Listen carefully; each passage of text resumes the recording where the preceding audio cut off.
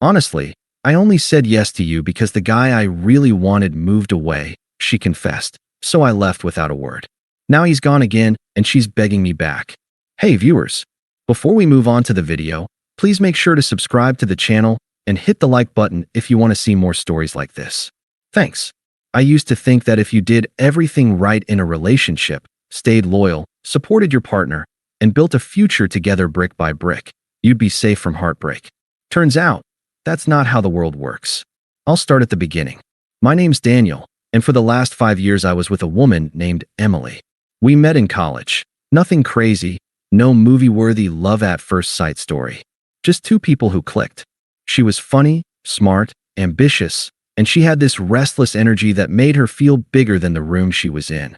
I was the opposite, grounded, steady, the guy who always had a plan. I thought we balanced each other out. She used to joke that she'd be spinning off into chaos if it weren't for me, and I'd laugh because it felt true. After graduation, I got a stable job in finance, and she went into marketing. Our lives started to settle. We rented a small apartment, talked about the future, and for a while, everything felt like it was moving in the right direction. I wasn't flashy. I wasn't the guy throwing money around at bars or driving a luxury car. But I was consistent. I saved. I cooked dinners. I made sure bills were paid. I wanted to build something lasting, not chase highs that burned out fast. Emily always said she loved that about me. Or at least she used to. Looking back, there were little cracks that I ignored. She'd make offhand comments like, "Don't you ever wonder if this is it? Just us, forever? Feels kind of small." Or she'd sigh when I suggested quiet weekends in, saying, "Sometimes I wish we had more adventure." I brushed it off as her being restless. I thought once we took the next step, things would settle. So I started saving for a ring. Not just any ring. The exact one she pointed out once while window shopping, the one she thought I forgot about. I worked overtime shifts, cut back on personal expenses, and after months of grinding, I finally had enough. When I proposed, she said yes. I can still remember the way her hands shook when I opened the box. I thought it was from excitement. She even cried, tears rolling down her cheeks as she said, "Of course I'll marry you." In that moment, I believed I'd done it right. I believed we were solid. I had no idea that just months later, she'd tell me something that would make me realize every sacrifice, every hour I worked to make her dreams real, was built on a lie. It happened on an ordinary Tuesday night. We were sitting on the couch after dinner, Netflix running in the background, and I noticed Emily staring off, not paying attention. She hadn't really been herself for weeks, distant, distracted, checking her phone more than usual. I finally asked, "You okay? You seemed off lately." She hesitated, and that hesitation alone made my stomach knot. Then she set her wine glass down and looked me dead in the eye. "Emily, honestly, I only said yes to you because the guy I really wanted moved away." I thought I misheard her. My brain couldn't even process the words. "What?" She exhaled, like she was carrying some heavy burden, and finally dropped it. "Emily, I didn't want to settle, Daniel. But when Jason moved away, I felt like, I don't know, you were the safe choice. You've always been safe, stable, dependable, the kind of guy who shows up. And I thought maybe that was enough. So when you proposed, I said yes because, well, what else was I supposed to do? Sit around waiting forever?" I just stared at her, my chest tight, my ring burning a hole in my finger. "You're telling me the only reason you agreed to marry me is because your first choice wasn't available?" She nodded, completely straight-faced. "Emily, I care about you, don't get me wrong. But you're not him. You're not exciting. You're not the one I pictured when I thought about forever. You're just safe. And I thought safe would feel better than this." I didn't yell. I didn't cry. I didn't beg her to take it back. Instead, I stood up, slipped the ring off my finger, and set it on the coffee table between us. "Thanks for being honest," I said quietly. "I'll make this easy for you." She blinked, startled. "Wait, what are you doing?" I walked into the bedroom, grabbed a duffel bag, and started tossing clothes inside. "Emily, Daniel, I didn't mean it like that. You're twisting it. I needed to say how I felt. You're still the one who proposed, remember? You chose me." I zipped up the bag. "No, you chose me because someone else didn't choose you. I don't build a life on being second place." Her voice sharpened, defensive. "Emily, you're being dramatic. Every relationship has doubts. Don't throw everything away over one stupid comment." I slung the bag over my shoulder and looked at her one last time. It wasn't a stupid comment. It was the truth. And now I know where I stand. Then I walked out. No screaming, no slammed doors, no fight. Just silence. And for the first time in 5 years, that silence felt heavier than anything I'd ever carried. Walking out of that apartment was the hardest and easiest thing I've ever done. Hard, because 5 years of memories lived in those walls. Easy, because every word she said made it clear I didn't belong there anymore. I crashed on my buddy Mark's couch for the first few nights. He tried to get me to vent, to rage, to do anything but sit in silence. But I didn't have the energy. I just lay there, staring at the ceiling, playing her words over and over in my head. I only said yes to you because the guy I really wanted moved away. It echoed like a hammer against stone.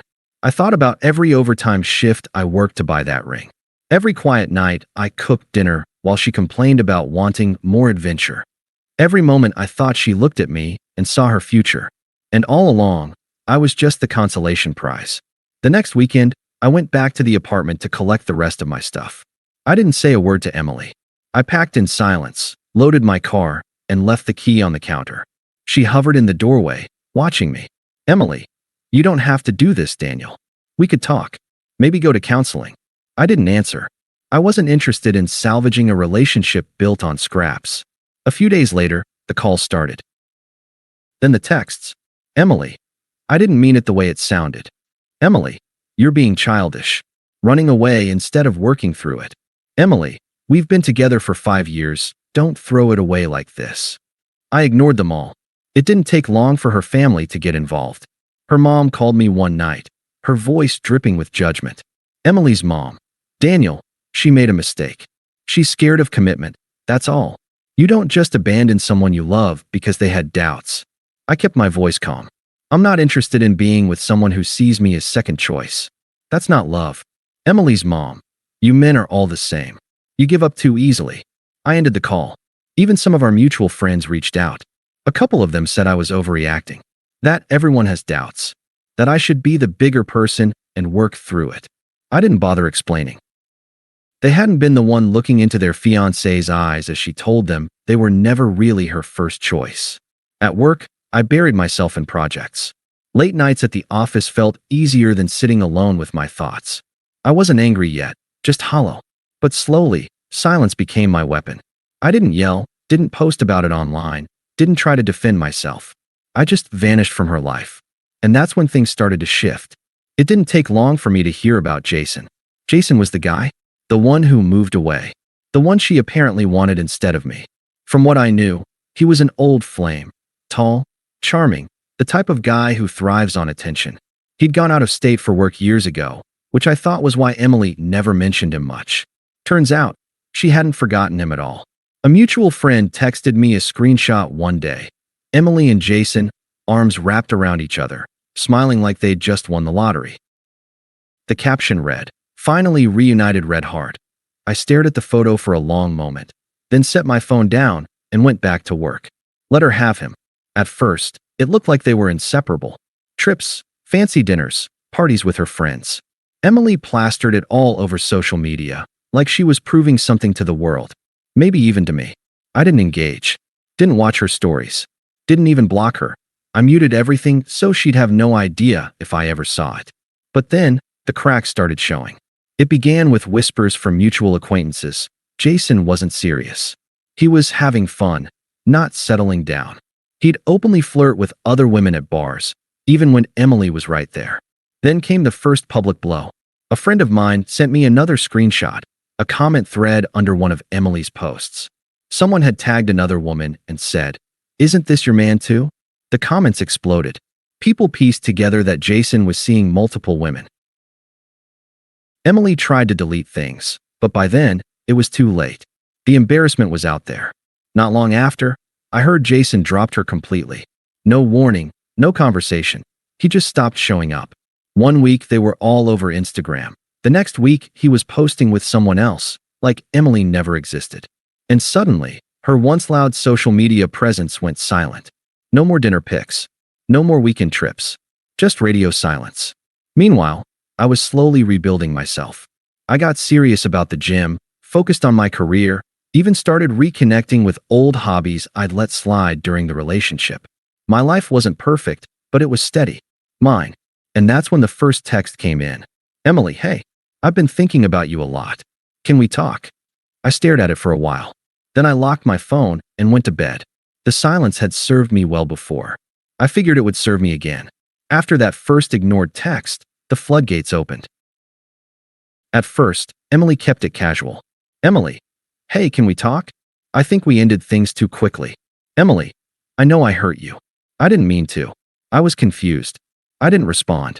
Then her messages grew longer, more emotional. Emily, Daniel, please. Jason wasn't what I thought he was. He lied to me. He cheated on me. I see now what I had with you was real. Emily, you were always the one who cared. I was stupid. Don't punish me for one mistake. I read them, locked my phone, and went about my day. Next came the calls. Dozens. Then voicemails. Her voice cracked as she begged, cried, even apologized. Then her mother called again. Emily's mom. Daniel, she's broken. You can't just leave her like this. She still loves you. Don't throw away everything you built together. I kept my tone even. That relationship ended the night she told me I was her backup. I don't rebuild from that. The silence on the other end said enough.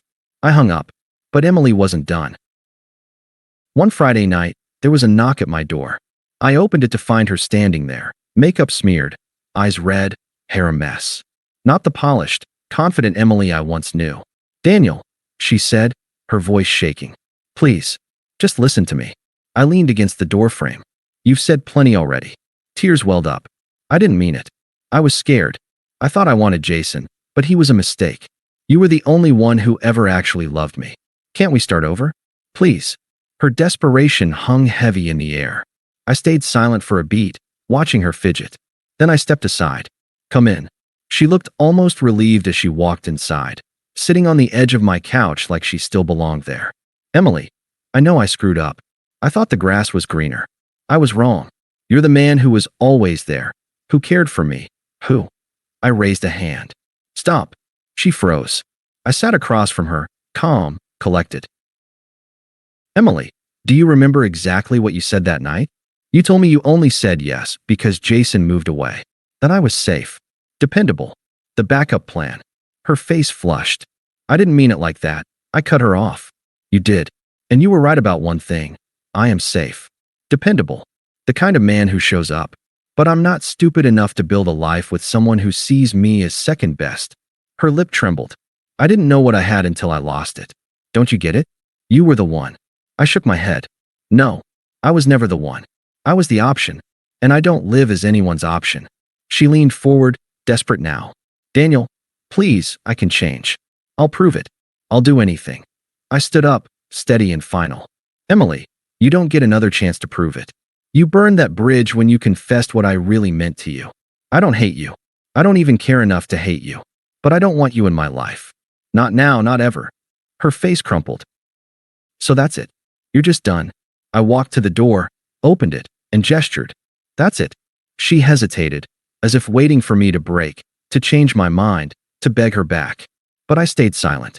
Eventually, she walked out. I closed the door behind her. And for the first time in months, the silence wasn't heavy. It was peaceful. Because I finally understood, walking away wasn't losing. It was winning. Thanks for watching. Make sure to subscribe to the channel and hit the like button. What do you think about this story? Share it in the comments.